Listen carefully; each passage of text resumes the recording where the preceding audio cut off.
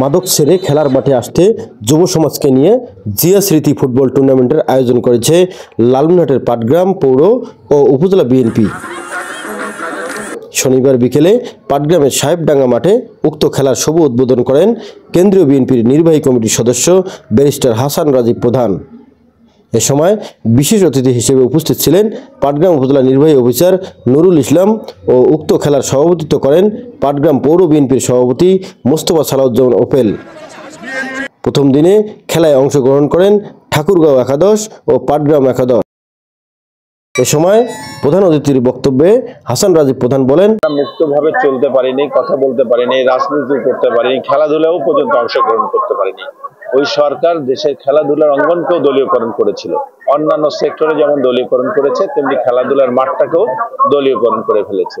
আমরা 5ই আগস্টের পরে মুক্ত বাংলাদেশে আমরা আবার স্বাধীনভাবে সব কাজকর্ম করতে পারতেছি।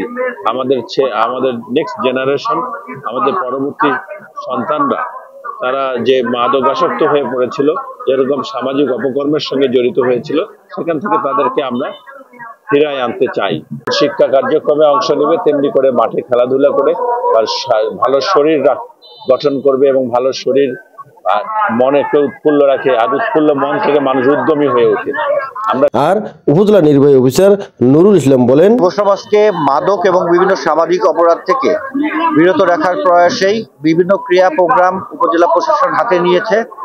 তারই অংশ হিসেবে আমাদের এখানে ফুটবল টুর্নামেন্ট আয়োজন করা হয়েছে এবং আমাদের সম্মানিত জেলা প্রশাসক জনাব এইসিম রকিব হায়দার তিনি আমাদেরকে সবসময় গাইডেন্স দিচ্ছেন যে আমরা জানি যুব সমাজকে ক্রীড়ার মধ্যে রাখতে পারি এবং তাদেরকে বিভিন্ন ধরনের খেলাধুলায় এঙ্গেজ করার মাধ্যমে তাদেরকে সামাজিক অপরাধ থেকে বিরত রাখতে পারি। এবং আমাদের লালমনিরহাট জেলার বিশেষ করে পাটগ্রামের ছেলেমেয়েরা খেলাধুলায় বেশ দক্ষ, তাদেরকে আমরা জেলা পর্যায়ে, বিভাগীয় পর্যায়ে এবং জাতীয় পর্যায়ে সহ আন্তর্জাতিক পর্যায়ে আমরা যেন তাদেরকে নিয়ে যেতে পারি।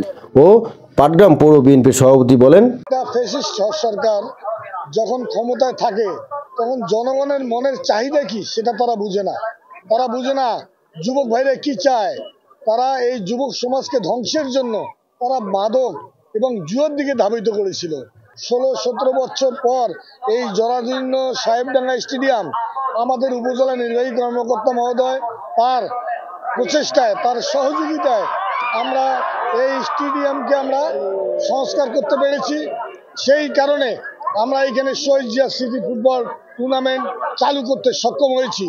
ইনশাআল্লাহ আমরা পাটগ্রামকে মাদক এবং জুয়া মুক্ত করব, যাতে যুবকরা খেলার দিকে মনোনিবেশ করে, ছাত্ররা লেখাপড়ার দিকে মনোনিবেশ করে, তারা যেন বাজে কোনো চিন্তা করার সুযোগ না পায়। সেই জন্য আমরা এই প্রচেষ্টা নিয়েছি। ইনশাআল্লাহ আমাদের 16টি টিমের সমন্বয়ে আমাদের এই খেলা উদ্বোধন হলো আজকে।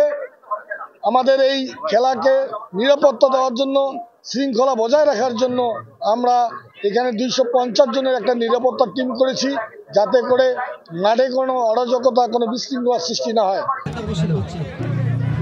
রহিম, নিউজ চ্যানেল 24 নিউজ ডেস্ক। এবং আমার সাথে রয়েছে আমার